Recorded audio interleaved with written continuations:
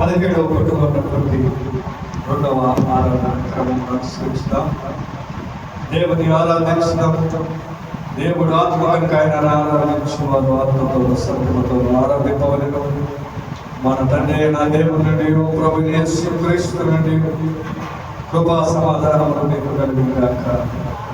ఇది యెహోవా ఏర్పాటు చేసిన దినము, దీని యందు మనము స్థితించి సంతోషించుదాము.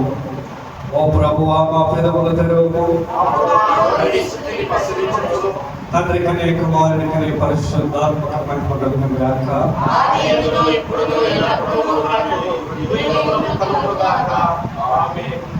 తండ్రి అయిన దేవాన్ని శక్తివంతం జ్ఞానవంతం సంవత్సరంలో సృజించినట్లు నీ కుమారుని మా రక్షకునిగా ఇష్టవలను ఎంత ప్రేమిస్తున్నారు రుజువుపరుచినందుకు నేను స్తుతించుతున్నాను. కుమారుడు అయిన దేవా, మా అపరాధముల నిమిత్తం అప్పగింపబడిన నీవు తిరిగి లేచిన వల్ల మమ్మల్ని నీతిమంతులుగా చేయటకు, పాపము తప్ప అన్ని విషయములో మా వల్లే చేయబడినట్లకే నిన్ను స్తుతించుచున్నాము.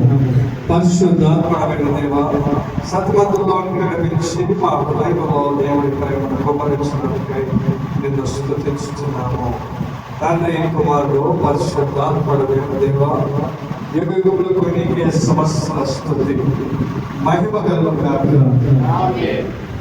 పాపపు ఒప్పుకొను వాక్యమును విని నేను లేచి నా తండ్రి ఎదుటకు వెళ్ళి, తండ్రి, నేను పరలోకములకు విరోధముగాను నీ ఎదుట పాపము చేస్తుంది.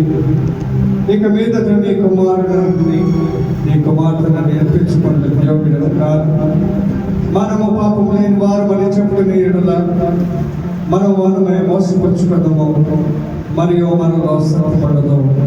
మన పాపములను మనము ఒప్పుకునే ఎడల ఆయన నమ్మదగిన వాడు, నీతిమంతుడు కనుక మన పాపములన్నిటినీ క్షమించి సమస్త దుర్నీతి నుండి మనను పవిత్రులుగా చేయను.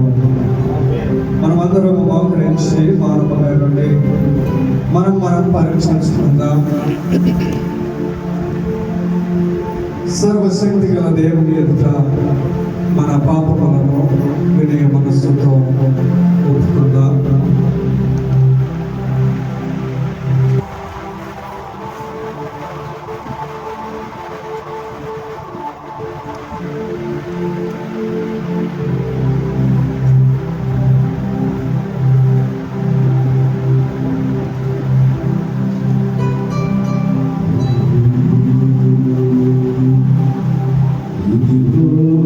దేవా నా జీవితం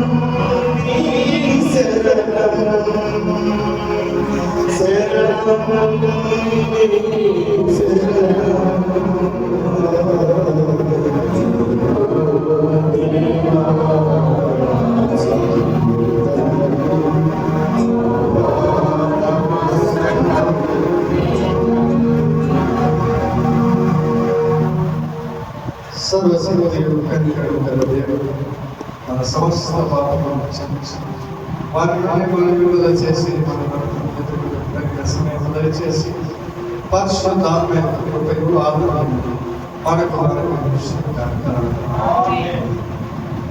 అందరూ కూడా కూర్చున్నట్టు దినానికి ఏర్పరచబడినటువంటి